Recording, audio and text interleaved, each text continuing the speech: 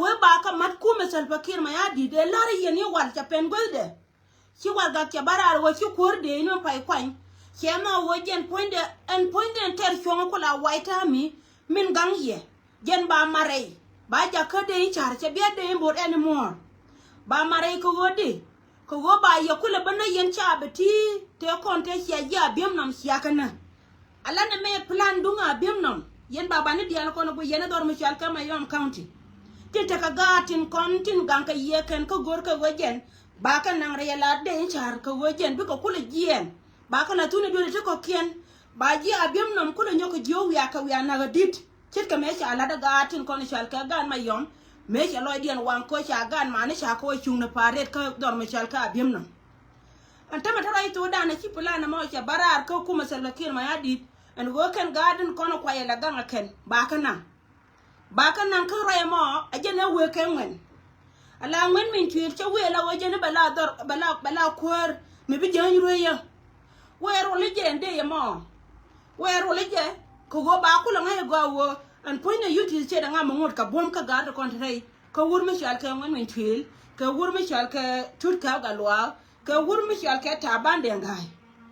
gor ka je wo ba ngai wo gari ngam to jog da kana reason mo tama jen poinde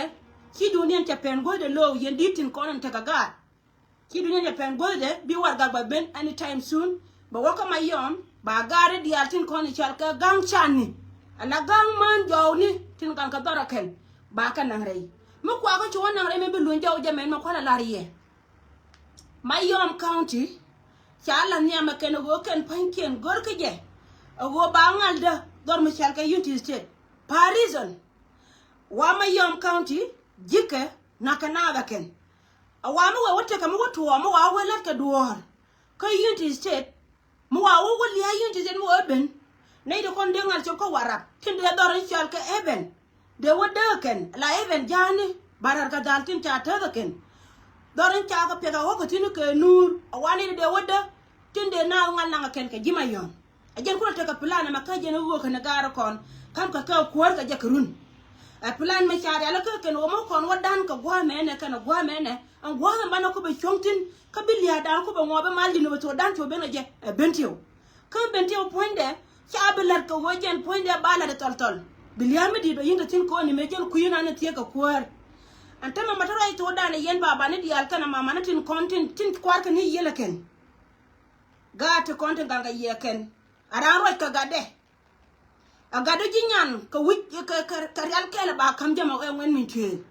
lere gado to ko en bilar je lere je wo chaji nang re ko ba jungi nang ka jire ko ba ngalona lakini runu wa ngwana ba ju yor pin wa not confirm rai me lare je ye go raja ka gad kun raja ka dol tin ko ni chal ko rodi ne ter chuon wo ken panken me wi en tame go gor ka no go jen mo wa ko nang re en ngwen min tue ba ngwen chu loy ko jube mo wangen won way ko jube ba wur mi chal ka re bim top balir show ba chu nang la go ba chu nang ka United State again ba nang ka United State again ba ngwen nyoko lu jaw mo wo to wo gor ka no ne ko ni chal ka United State ba tut ka la lwa ba ngwen min til ba la lwa ko go ngwen min til mo wa de wo mare ba chu te bom mi te ka gare kwara e ter chu cha dana roi mi che ko na ci plana mo cha pentin ajen ho ban dwal ka jang ka United State kwale joni ye roja ka dol roja ka woken ci yo ci ka involve yo tin to ton ko ni cha kamrar ajugwal sa fakir ma ya di ci ka involve ba ka kam ka tori ji na kon ta tin cha tanken ko ton kam ka wo ba gwan ken ba ka bungat dung do ar mi chal ka bim no me cha ji ko kon ci ka ji 2013 ko na ruwe ka jang an lok jang ne ko gwame be chul tin che be chul tar ka je be chul wale ron 2026 me be chul tin jen plan de na me ka jen bentuda yo ye yendi di ala ko ta kama yom county ora ja ka dol yo ke wona mo chi to ba wa pen pin ko we yendi a wa not confirm ka be pen pin ko ma yom county nan ba gur be ti ala kel kan garto kon tare ito ko kon ka lai chole tur kew min cha geri logo dor mi chol ke bul chol ga ko bul chol ga logo dien kan ke kwar mone logo dien dara kwa ko kalta dan ko nuori lo godien kan bulchol ga akwach ko ken ko kwar moni chenga chi tur ka ben ka je mi dir kan ha ko je kir twa jo chai bi chola tur ka ko ka chiu choke men chi tur ka ko le chal tur ka won teme mte jide cha poara la me dundi bat chiu choke kana teke mulo waje na tur ka puchi tun mo mulo waje ponen tut mo en cha mokulu wo chola je teme wi chol ga betwa wo banang luwa lianga jaro me lar yeme betwa wo banang luwa kan gar ya kon ba ka yen ka gwa mi ton me be na shem chi teme ba ka yen ajene ko la nang ni wur mi chal ke wen min twil ko wajen ba san nan wala ka benetin ko ni chal ke ne ka ba ko rul ba pe da ngai wajen ngum la ro an cha ngai ken teme jen roi na la yen mo yen di ko ni chal ke di chol ga hi di ko to dar mi chal ke ma yom county wora roi ka gade mo wa choose no ba wa kan wen aba yuru to kon ba ko wannan an ngo da go man kana gwan tila ganga ba ka bana an ba ka ba chuli ji abiam nam te kon te wa na ka chuong ko abiam nam me wa ka kam yamana ne man ne ko me china do a chuong ko ko we me cha na kana mai tuo cha nei ti innocent te le me cha la da kan cha da na kana ga da ike wo to na ko ra na ta jam me chi dol wo chu ko kam mo me di de da na mo di da mo lo jang ajene to on tama lari yemo yene ko ni chal ke bul chol ga ajen plan na ma ke lu lenga jagwa yendi tin kono la yot ko mayom te la jo yena nya do ronni kay nyin ko kon ji mayom lar ni yelar o go meteran ka gan mi ador ajen plan na me ke lu mala rode te la me chala ter chuo manan kare la go yin ter chuo ba wa bene la wajen point da ira me bu ko le de ko la wa ba la doran no la ka ter chuo ko ba tana na ka wara be ji wara wagam ba ta na nyoka kana ma wa wutu ka ma ba ko ba na re loka ba nyoka na ni ko chala de jinu ba Sudan already tela me chala ga du me le ngortin me chala wo ga na ka chi mo tela go cha a chi hotel ga tin ko na kwa chala ga cha bla ko na chala de mbo cha da ko ni ndo ren kan ji wara ban ta ma ta kon right Sudan ne ta ka ji tare ken ta gan ka ga ken me no go jen point ko go ka jen gwa ma ku ka disturb a jen nan ka ne ter chongre plana ma jen ke lo che joni ye go jen te mo gor ka ye che jen che ga yendo la ko la woro ai ka ter chuom che joni ye wo time wo mo rangangi ko jin gang ne mo mayo me county kel ka nori mo no jin gang ne mo che ga na gang man dor me chal ke good county ga da gang man dor me chal ke nyong amanen ne le dor me chal ke ler county te dol dia te tin kan dia ron do imbo te tin ko gang ran man kan chegde mo no go jen mo go to me chege na me be pen go de wa ga na biya ja ko be pentin cha go duna na mo ajen ka bena na maraiti na mo kan ide ko ni chal ke chap ma yom county an wo yen chota e jena bare nyaka ben ka gad bor char kan ide ko ta ka Akoba West ba ben ka ji West ala ji do le dan jok tin ko ni chanon barle nyale wala wurchen choka mo ko gwa betina wurchen choka mo ko gwa betina kina gar nyamboy mete dorman donde kana dor gondonde ala barle nyale obilio gente wikier chiran east genera ja chiran west aran east mitwo today in wo jeni chiri ga ha kwa kwar ka jino to dan me ara pa ile ngatalpa a cha jo ba cha blo ko ba ka kam chunkien bidor me chal ka ko ba beta ka county daro I don't think wo dem barle janan do be no kwar county ka dor me chal ka ko ba yis chede mero kware Akoba West sorry dera wa kwar ka east michina ra ka jawana a ci ga gon bi liutun kono kula tudwe michi ka kene logo kene be ko wako polte ka be ko rela kwar misha loken garnya le de kwan ka east ta da no ka west ko wo do ren kan jugal bi liu ja ka ngara ka tele ka kene de kono ta tara to kon kene tin kono ala jajarar ka jimaira kier kana jimai loka min don kan ni barle nya le wa tim dun ko gor ka jadar nan ba ja ka fil kur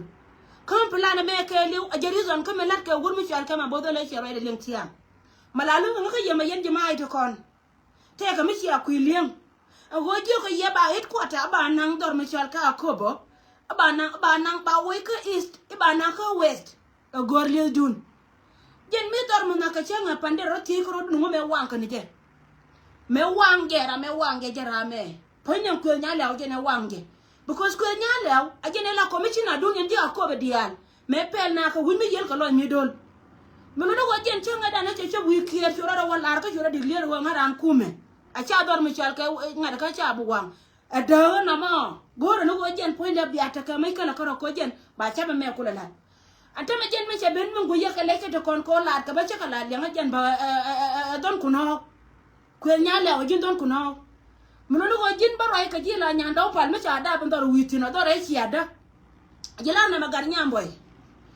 daga nana nong yana gor yana buga nya bero dia nda karo chebe to dunga wajin bajina poindu jin bajina palwa cha jila ne ma bor dor la ra ja kaya ba woko kobe ma bor chebe chop ko kobe ma bor chebe chop ko kobe ma bor liba lon wo bi chop ko kobe an point na dor nana chal ka wat nana titin la kur loani mi wija wada fenya be da fe mi wuror bi chop ci bom min gor yana ka tel yana min gor yana ka tel yana te ka wurmudi mala wene na ce ne dangra o tijel ti la cior ka cha mut pat kare o chaka nen ce wo ce ne dangra o tijel ti la cior ti cha mut pat kare o chaka nen ka kan yen jin gar nya la bi lew ci kan me kan ji me dana ko we ko jin ba tel me jema ci la da kuer me ci chop ka ko ba ci chablat me ci chablat me ci wo ci ko wal wor kan jang te kon ku yere jene kan ko be ci la da te ba ko ne de ko ne chal ka ji ko be Sigo ko lawri chal ka lawri to ko ba kida te ko kan ko ba Canada ka daga cha dana ko ba me cha dani west mi chi east kan ajen hit kwata dan ko ni ko ni chal ka ji ko ba county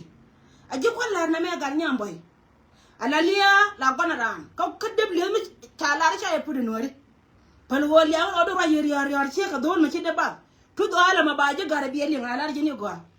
a ko ba west na witin ala ji ni go te ka wuni ti chi wuda shi ma chot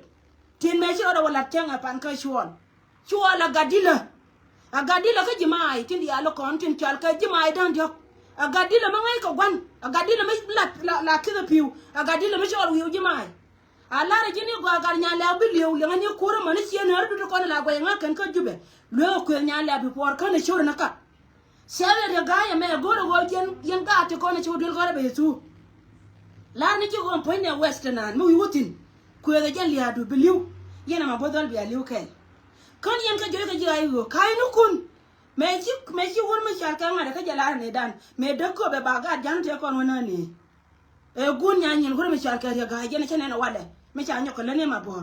a chi ma bor na jo be chobe ngan bor ji no ba chop e ba chop ka ngada ka be na wa ka ler e be na wa ka ler cha blo ko te kon chi ka cha do ma bodol cha blo ko te kon chi ka cha do mi cha point du sekir ka chen gwana na titi na kon ma bor tele ma balo ka ji cha blo ko te kon chi ka cha do ka dor me shar ka ko bo chi fil kur chi be ja ka fil kur ka chi be nyoka daw chi ka me chi lan ken chi da chi du no ma la de cha to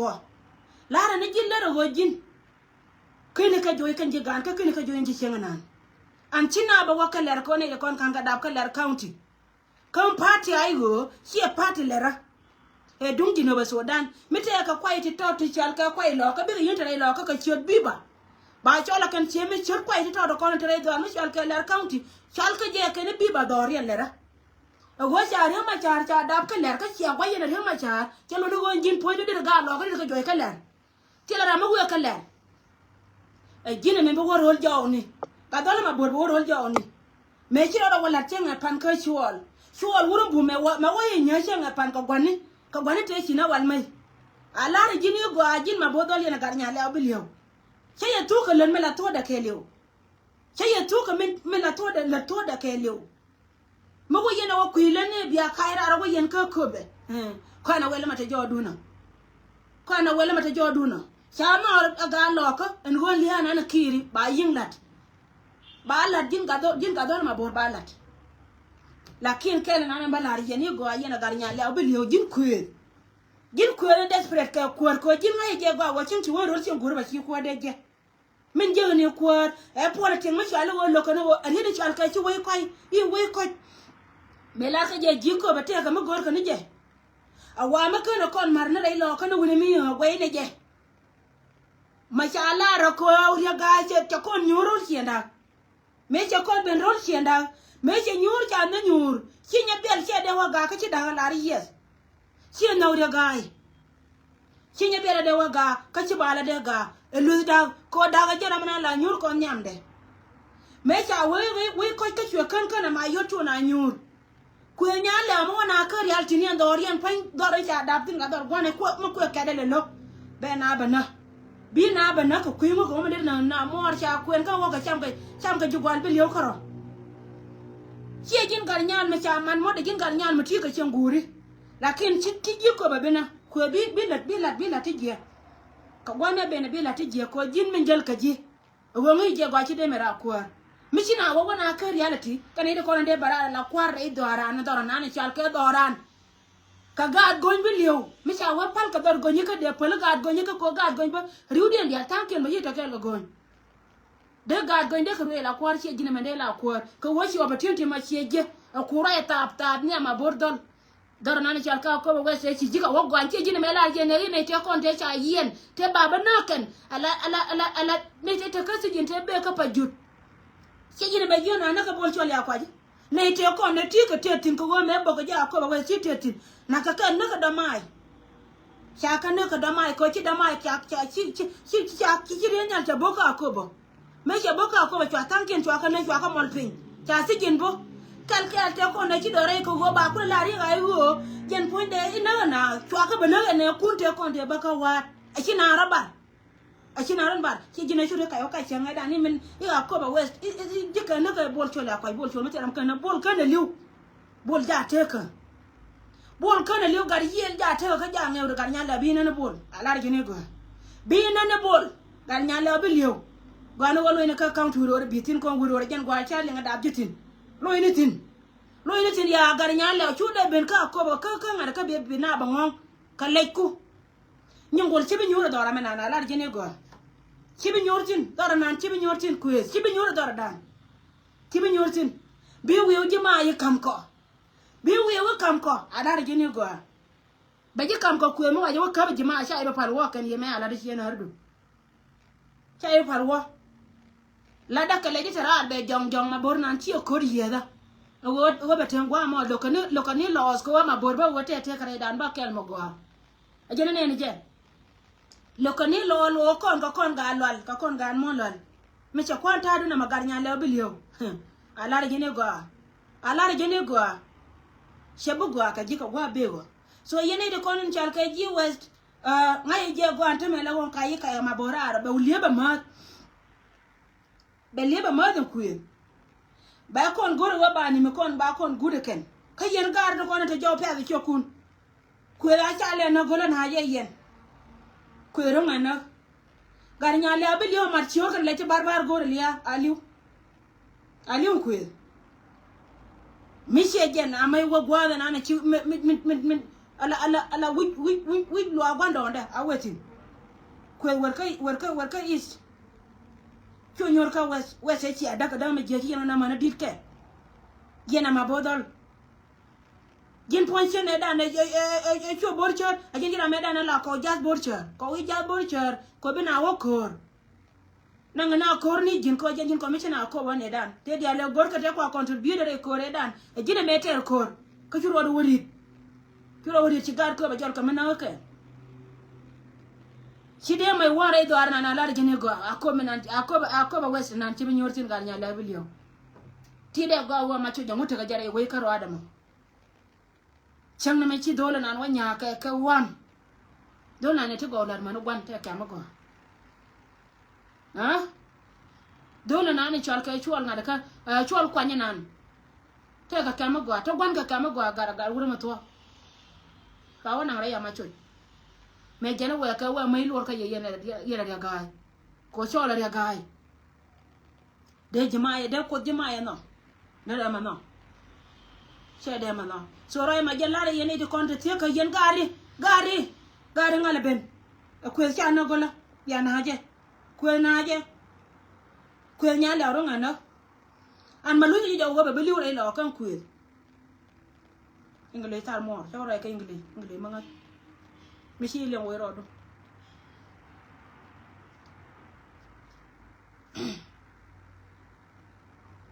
yendol ngala ben ko cha na gola na haje ko na haje bu ko da kamna ala ko da ne to ko ni di dor ma chal ka walga ko da ne to ko ni dor we wan ka ni dor ma chal ka walga ba na ko bi na lo gar nya la bi yo mon ta la je ne da gar ga lo ni marial ta je ma jinte na mi je mi ci lat ko chen e da ne ci me ci la wo ko je da am te mu ga me che be nong nei ko ne da ko ne chan ka je ayu ko kan dora kana bangal ngal cha le na la je be sha je nong je ga kan chuan ka ka ngada ka kan kuma me wo ga je be wi re ga chwe da ayu me cha ya ko be ngi kan ga die le won jine je le ka win me te ga win me yel lo mi dol je ne ku ila ja ko bi ta dia to bi ka je cha je me pal ka je chen ai dan cha ai pal chan samo mi chu ku lu ja ko le che barbar ko ta ra ni chiu gar nya la bi cham na ban ka wal ga so ya to ko ai ma la re ye lar wo yen dol ngala be ga pa dia na je ku ga liu chu wa da ta ka wal ga nan cha da ta ka wal ga nan cha de titin ba na ko la bada akai so na ma rai ken me dong dia ne me no go ne riet ko ne kuilat ne kon te chang e dan te cha bo cha ka je ka ne dia la ko la lo ka lo dia la ko go yana bi mon ke lew ne kon te kon bi ba te kor nyanen bi ba ne kon te kon ne ya mai ka bo te ka gwa mi cha ka nang tin gwa na ne cha ka nang tin a chicken gwa chicken je mi bi ka cheng tin la wo jen cha wala to cha ka je ken chi jo ku le ben ka pa na wo ken chu ka dun ta bu ni ka chu ka mi cham ke chu ka dun ta bu ni ka chu ka mi cham ke la do ran ko nuori cha da ka da na chi da ka do ran a jen ke le chi gwa ke du mu shi da ka mi gwa na cha ka nang tin a gwa ga ni won ta mi cham ka tin chi ko nde chu ka du me de ka mi ka ne ta to an ta ma kan ji bo no gor ka mi cham ka ken kana ta bu ni kon la ka bi ni bo ni la re ji yan la dia la wo biya ta ka leng tin mi ti ka leng wo gor je de ga to de ka gor du ngayin bo ko ngayin bo gwa na ti tin lo ina lat ka kui gan kontin kone cha nan gwa cha ka nan tin wo jen bana ka moy ka ta buñ kana kon mi cham ka ken ma dide me mas ka ken so na ma jen wa ina la re je na ma kwa ngayin bo baya kam direction gwa wo ta ra wo ga tin jen gwa nan la re je ra me shi ko na wen mo wa ben ka ra ye dan to ka social media kine tin wan cha ngayin bo ka je ken ne ka video ga de me nyam ma ne video ra wo na me an me la palle je wo cha ra tin woti di ala kono tuwa on tame ka gatin kono chal ka gat kon ner community kate kono la tuwa ka gare ya batela ka koni won kono de kono chal ka nuari ko kon chen kon ka rol metelo kon tu gui kon ka nei de kono tare ngai kate kono tuwa wo ken ka muni ko wochi ne tin wan chicken sis bad bias da ba to ko ra mba ka ngaba rai cha barai ko ra ke ye barai ka mun gwaya wo jen de do de chen mu william da lo jira ma biya lo anan mu goriji barai ka chuang che barai ka kui ka menana de men de dor ja ko jen de ro de ritdi ka de na chen de jen ko barai tin a video nyam che barai tin ko jen cha gwa da cha je video nyam cha gwa da cha je mi chen wa wote ma wa okatin bakke no go jen achila to waje ne to de kon wa nan ka social media che na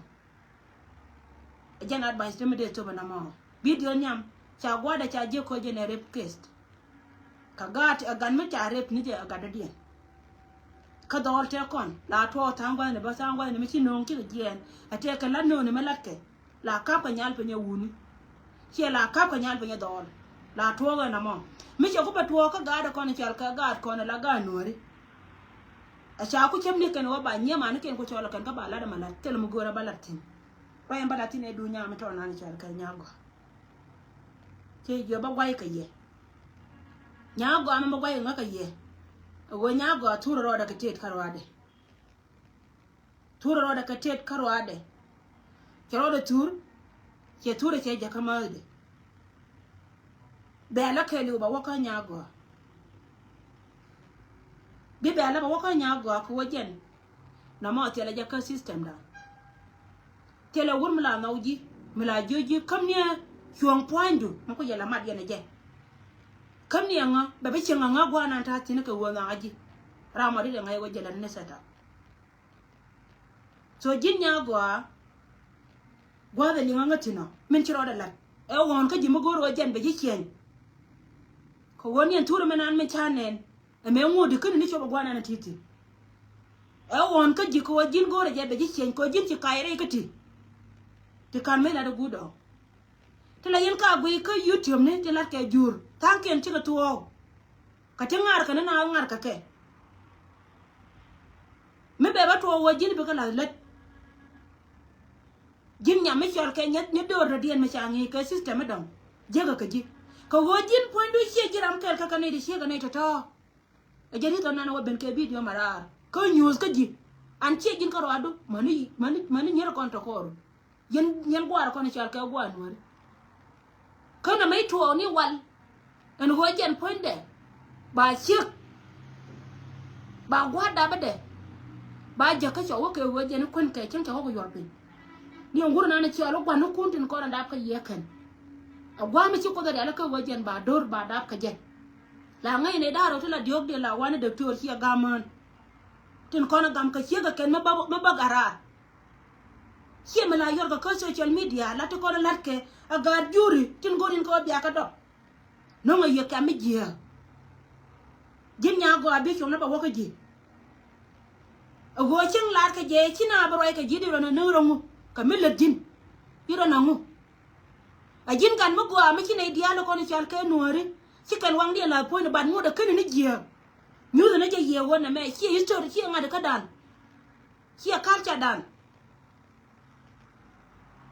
chia culture dan ko ne ko ni chal ke nuori chia culture dan atel gan nya ke pele malde ka yendo ni nyedia abai jo wo ja ke min dong gen bi chom na ba ko ne ko ne bel ka kui nya mi chal ke nya go ti la ka nya go cha ro me je ngan ba ya advice ni ne ko ne chal ke pere na na la pere ko ndi al kon pere ne dia ga ta ko na da ko na ti la ke ken chika chere de lat ke mane kien man balar ye go nyam na ni chol ke nya go ram lar je kan nya go ram e kan ram go e pere ngate ko na ga je ken agwan kaya ko gan me charo ma go la je ni jele yo ni ne ko na de nya go charo ma go pere ne ko na ka nya go kan ne to ko e siang ra kan e siang ra ching e min ti be te ke da ka nya go Kara kai ko wajen biya bene peren ke e bene peren nya go kan ga ita ken no nya go charo ma go ka cha da be chemo go ka ne wur ma go badare tin ko na chi nya go ka benen chi ka te ka da ka ni man kana gwan an le de la jen karwade kan che yor ka telefon ke bala rama che yor ka che yor ka telefon karo ina ni cha lad ba nyago che jen de video no mo e telefon me cha nang ni ja ka nyago me cha telefon cha nang ka nyago rame nang telefon nyago aram kel me ngai password nyago che wotu ru picture ni nyago che picture ma che waje che lad ba a wajen che picture ma karo ade me la du nyago karo te ka nyen nyet ko kene cha ja ka nyago te ko nyago na mala bala ke je man ka kan picture ni mo no go jen point de bokule ben ko point mi shari lu baden and then ko wachi nyago che ben nyal kataran te ka ji chira mo che wo feel jealous nyago arama ko expose che boyfriend nyago che video de che turbatere telephone da karo ade che boyfriend aram ko el kanetin ko ne la ji point de te la jel ka kel so mi cha tur na ma cha oje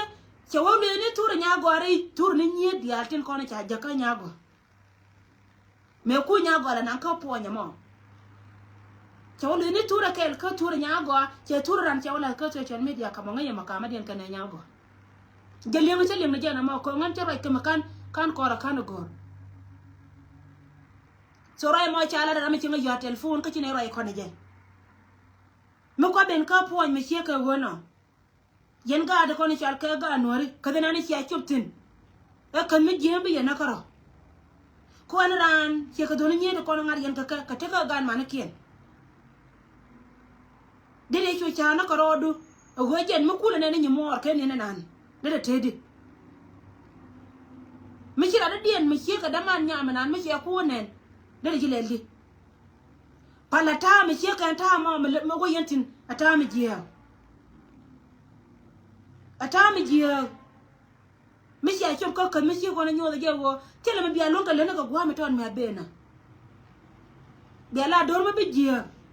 ko yen si a lu kya je limba ajeno kula chopa ya kaka de cheka kan to here look tell nyami chal ke nyago tura roda kamichenen kana tin ne ditan nyam karai chala ala wa pachon mi ben kaka kan ga to kon torom kon ke jira ma gwe ngamo ta mi belman nyago kana gwan nyago mi ti ka ganyal tara ja ka media mi ti ka ganyal tara ja ka media kama na kan tar nyaadu ni jo churo ri yor ka rieti ngwan churo yor ka rieti ngwan abia ka ni jin ka parent no e pachon mi ci barar ka kan ga de la wo jena mi amita ka rime mi ci nga lat bi nga wonya kalen mi ci nga lat bi nga wonya kalen mo no wo jen lat ka te kan maran ka lat ka na baran hierom jio ka gatin kono chal ka gatirom kon ke ador min dong dia na wajen mi chana wepel na ka bana ka bel ken dia ramelen mistake mi chiga min la roda ka nyago mistake yen ka dia ramana wo sura waje post amani jan nyago te do chiga jin nyago barara la mo ne me ajala las ka ji je cha nyoko mo wa mo ji ko jin won yiru na dida jin gan mo go alo ajin gan mo go alo mo na ka dor ke liu ka mi chilat roda ci ñok ji ca ñoko wa marana la nié ji ca ñoko wa marana ti ga dor ka tera mana wo turu wo yipo te ga dor ko turu ni jin ci ay jina min turu je ka kuy ka mi ci ka wona jan gwana na baro da ba petin ka jan kuy raya mo ajen gwan bro ele be petin ka jen ko roye mo doran te pene ka mi je yandi el dia ten ko ne chal kene tin goy ka gada kan lakin mi chide mi china ma chala be kan la gore je wo mi chira na len ka media yoni rawana ne chi pose ka ala waike ko wo kon kana ro yer kara tene de ko kene yar ka kona kan ban nyago akini je ngode ka mugwagi kan jiya gin ya go ngai ne go na me won ko kan mo wala lat tele ma kan go do ngalat kana mo dong midir wala jira na ba go ka ji e won ka ji ko nyu ka nye mo dia la kon te jaw yen go dia ram ba nyo je wa jene taru e hurmi jene na oni ji be ko ngai o ba bara artie ka ma chara na de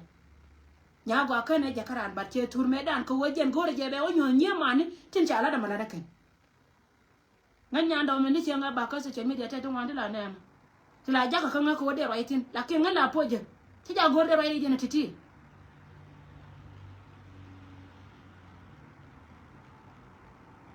tija gore ba right jen ko jen kanyen bora te tungwanti atin alar yene go te tungwanti atin ti gawne ne video nya go na tele ramata ka ke ha go ne video nya go na tele ramata ka ke te ka ne la tran kel kana ran te ka tutu jelo ti mi chiwe we ka jira mi chwal ke nuar na jeje go dor chaba so na ma jen gwana na ba peltin ka joji jin nya go ke ni je mo da ka manong na yi mana nyer di ala kona to koru mo na ka manong na ye e go chira andor la da wo bi chen chenyo no go jira ko jintira ram tayen ke chenyo no wo chi kai wu chara yuni mi chinen badana mo chi mala latke cheri ala ko wo betwo ro mi chi ka wona ka ji kani ji mo da kamen na yi lo ina la ne ku chu la da na la ka nore chu japan bi woodben ba ji ko ni ndor ran ko nore biran ben ha biran ben chu po je wo be lo ila ni ku lani melody awani thank you so much yana ita kono go yana gwa ma bara gara yana advice ndi kam gad kon la go kono ita kono chana ka rom kon dor mo dodien dor mo dong dor mo chita ka ko kene chanan kati di ala kono chanan baka wan karo misi ja ne ni na mo chwa wi chwa judge ni parent gran ko the more chana kai ka parent ke no ko no believe ko chi culture de chejen mana nyina mon doro me ta kon sin batango ina ba chile ran gul cha je ko la je ka wa cha kala takatin mu ko kala de jiwe mo no ko no gor mo no to dien la go yete me je ma chana lakin kon dies tin kon tram kon ga be je ka kon chana la kai ne raw ba wala ro he gwana na ne e wur mate jay he man na ne wur mate jay de ro kon ja ko chana latin kon lat ka ba chana ka belat nyago che dor che kam nyan nyago che dor an che kam nyan nyago nyamago nyago che chal go nyamago che dor an che kam nyan ka me lede me wa wo pen go be lat che kan teme de parent go to ko ne cha da ba kan ko nyago jo je ka family mo go che je de family go ana ne chi nyago a chirom de lo di jere de nyago jo chi ne mo bor chi ne bi nyoko nen an yen family nyago fara nyago pe la de